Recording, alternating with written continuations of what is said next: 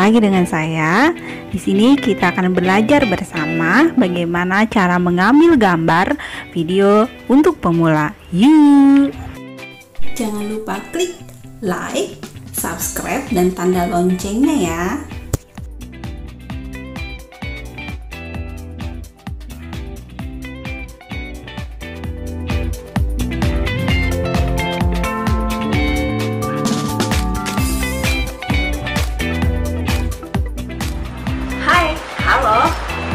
Bersama saya, jumpa lagi. Saya Melisa Anggriani, guru di SMA Negeri 1 Kapuas Ilir, Kabupaten Kapuas, Kalimantan Tengah. Saya akan membawa kita sekalian untuk belajar Pendidikan Agama Kristen dan Budi Pekerti kelas 11 SMA.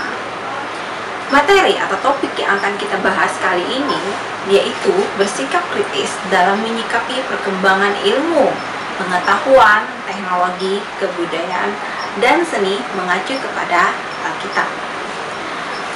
Teknologi merupakan perkembangan dari kebudayaan maupun seni dari manusia lampau. Manusia menggunakan teknologi untuk bisa bertahan hidup. Kebudayaan dan seni digunakan manusia untuk menentukan ras atau habitat tempat dia tinggal ataupun menetap. Perkembangan iptek berguna. Pengaruh iptek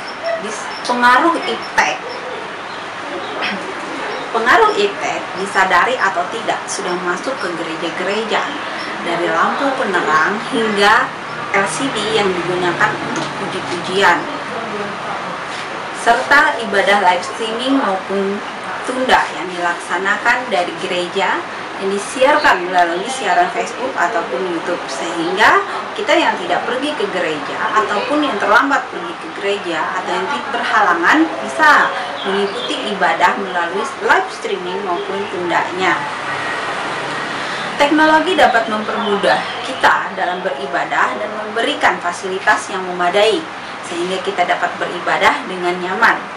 Namun di sisi lain, teknologi juga bisa membuat jemaat menjadi malas dan merendahkan sesuatu.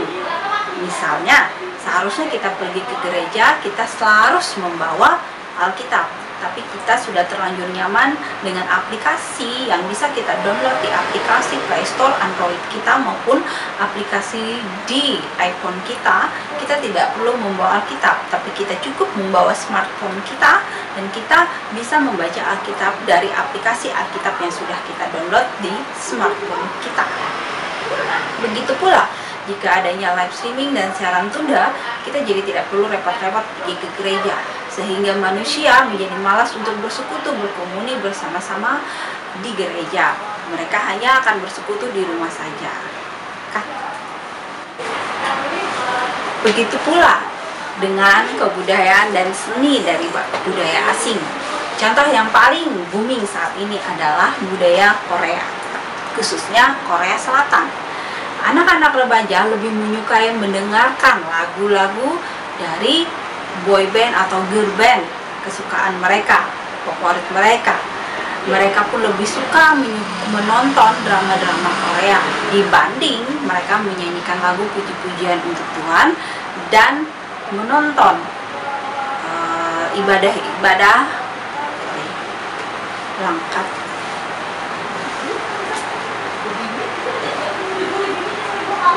Begitu pula dengan budaya dan seni dari negara asing. Anak remaja saat ini lebih suka mendengarkan lagu-lagu boy band atau girl band dari luar negeri. Yang paling booming saat ini adalah boy band dan girl band dari Korea Selatan.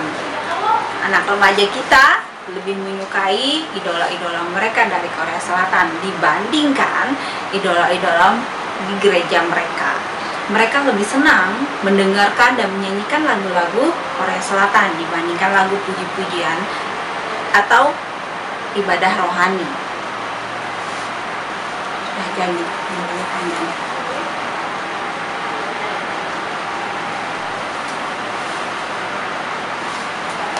Gini loh, nggak kelihatan. Ini.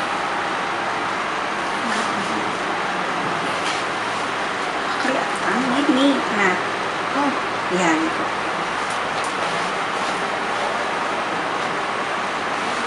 Dari ilustrasi itu kita dapat melihat bahwa perkembangan iptek, budaya, dan seni itu memiliki dampak. Dampaknya adalah tentu saja positif dan negatif. Untuk dampak positif bisa kita gunakan sebagai kegunaan kita sebagai manusia di dunia ini untuk mempermudah segala pekerjaan kita. Dan dampak negatifnya tentu saja merugikan manusia dan generasinya. Meski demikian, bukan berarti kita akan diam saja dan bersikap apatis terhadap perkembangan iptek, budaya, dan seni yang sedang berkembang saat ini. Karena pada dasarnya manusia diberi skill dan intelektual untuk berinovasi dan menciptakan sesuatu oleh Tuhan. Kemampuan itu adalah berkat dan anugerah yang diberikan Tuhan, tetapi kita tetap harus hidup penuh dengan pilihan yang bertanggung jawab tentunya, serta tidak menghentikan kreativitas kita sebagai manusia di dunia ini. Pilihan kita tentu saja ada dua. Yang pertama, bersikap acuh tak acuh dengan konsekuensi menjadi yang terbelakang, atau bersikap bijaksana dan menjadi terdepan. Tentu saja, sebagai orang Kristen yang memiliki karakter Kristen sejati, kita akan memiliki pilihan yang kedua. Kita tentu memilih pilihan kedua. Kita harus bijaksana dan kita akan menjadi orang yang terdepan mengikuti zaman. Kita perlu bijaksana dalam menanggapi perkembangan iptek, budaya, dan seni di dunia ini. Karena perkembangan dan zaman akan terus maju dan selalu selangkah lebih maju lagi dari kita. Bagaimana caranya? Yuk,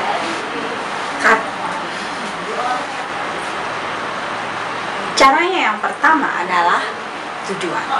Kita harus melihat tujuan dari perkembangan iptek, kebudayaan, dan seni ini. Apakah untuk dampak negatif ataupun positif.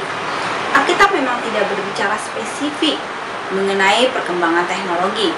Namun bukti Allah mendorong manusia untuk lebih berkembang dan berinovasi lagi bisa dilihat dari kisah Nabi Nuh. Itu bisa kita baca di Kejadian pasal 7, di mana Allah meminta Nabi Nuh untuk membuat suatu kapal besar yang bisa menampung dia dan keluarganya beserta hewan-hewan yang dipilihnya. Karena Allah akan menghukum dunia dan manusia dengan memberikan air bah yang sangat besar. Allah juga memerintahkan Musa untuk membuat kemah suci. Ini bisa kita lihat di Keluaran pasal 25 ayat yang 9. Allah memberikan petunjuk kepada Musa maupun kepada Nuh bagaimana membuat kapal maupun kemah suci tersebut. Allah memberikan pemikiran, wawasan kepada Musa dan Nuh. Allah memberikan bagaimana dimensinya, bagaimana ruang dan bahan yang diperlukan untuk mendirikan kemah suci dan kapal itu. Sama seperti kita, ketika Allah memberikan intelektual kepada kita manusia modern, kita manusia diberikan intelektualitas bagaimana cara untuk membuat mobil, untuk membuat kamera, untuk membuat smartphone, kamera, televisi, komputer, dan sebagainya. Sehingga manusia selalu harus berkembang untuk bisa hidup di dunia ini. Kedua contoh tersebut membuktikan bahwa Allah sama sekali tidak menghalangi manusia untuk berkembang. Allah tidak menghalangi atau menghentikan manusia untuk berinovasi, walaupun Allah sudah menghukum manusia melalui air bah. Semua ini kita lihat kembali bagaimana Allah menuntun kita dalam penggunaan teknologi, dalam penggunaan pengetahuan ini, dalam penggunaan kebudayaan dan seni yang selalu berkembang ini. Allah melihat bagaimana kita menjadi termotivasi, apa yang akan kita lakukan dalam perkembangan ini, apakah untuk dapat. Kedua contoh tersebut membuktikan bahwa Allah tidak menghalangi manusia untuk mengembangkan dan menciptakan sesuatu. Allah bahkan menuntun manusia untuk berkembang dan menciptakan sesuatu karena Ia menghendaki segala sesuatu untuk tujuan yang baik. Dan jika motivasinya berbeda, kita akan melihat respon Allah terhadap perkembangan teknologi yang menuju tujuan yang tidak baik. ketika Allah memporak-porandakan menara Babel pada Kejadian 11 ayat 1 yang ke-9, dan Allah menentang penggunaan bait suci terdapat pada Yohanes pasal 2 ayat 16. Manusia pada awalnya memang diciptakan dengan akal budi dan daya cipta. Manusia diciptakan serupa dan segambar dengan Allah, yang merupakan Allah adalah pencipta manusia. Allah tidak membatasi kreasi manusia apabila manusia memiliki motivasi yang baik untuk berkarya. Dan cara yang kedua adalah memuliakan Allah.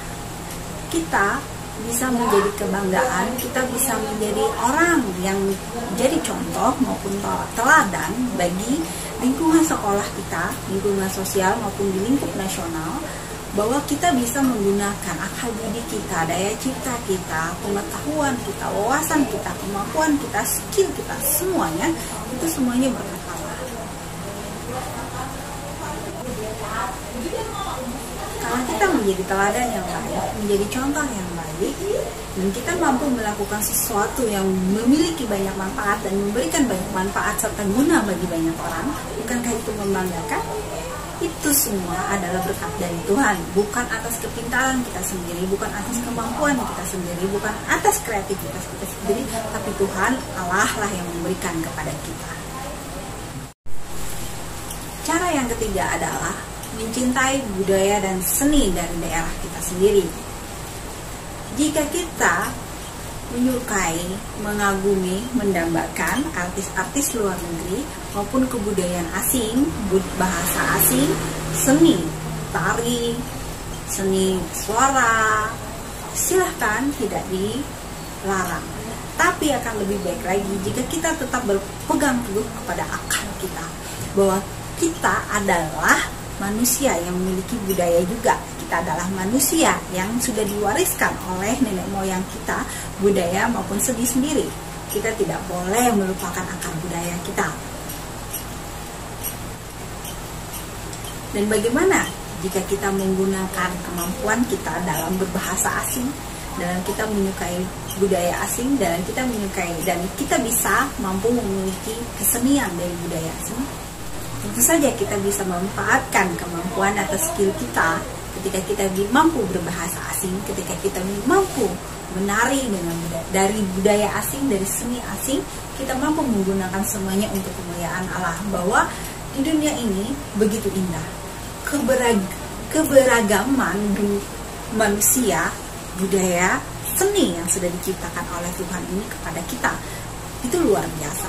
Dan gunakan itu sebagai berkat, bahwa Allah itu luar biasa, sudah memberikan dunia dan bumi ini dengan segala isinya, dengan segala berbagai macam ragamnya. Jadi, bagaimana cara kita menyikapi perkembangan iptek, budaya, dan seni yang sangat marak di dunia akhir-akhir ini? Bagaimana kita bersikap kritis terhadap itu? Jelas, tentu saja. Pandangan Kristen tidak melarang perkembangan iptek, perkembangan kebudayaan maupun seni. Tapi tetap, kita sebagai orang Kristen harus memiliki hikmat yang berpedoman kepada Tuhan, supaya kita tahu dampak yang baik dan yang tidak untuk kita.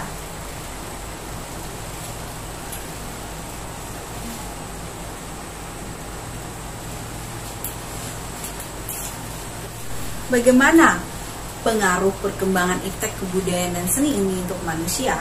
Itu tergantung kembali kepada tujuan dan motivasi di mana diciptakannya iptek maupun kebudayaan dan seni itu. Apakah itu memiliki dampak yang positif maupun negatif? Jelas, kita harus bijaksana dalam memilihnya, dalam menentukan pilihan kita. Seperti yang sudah tertulis di Amsal pasal 1 ayat 5, kita diwajibkan untuk menambah ilmu, namun tetap dengan pertimbangan. Biarlah Roh Kudus yang bekerja di atas kita, minta pertolongan Roh Kudus, tuntunan Roh Kudus dalam kehidupan kita. Tuhan Yesus memberkati. Amin.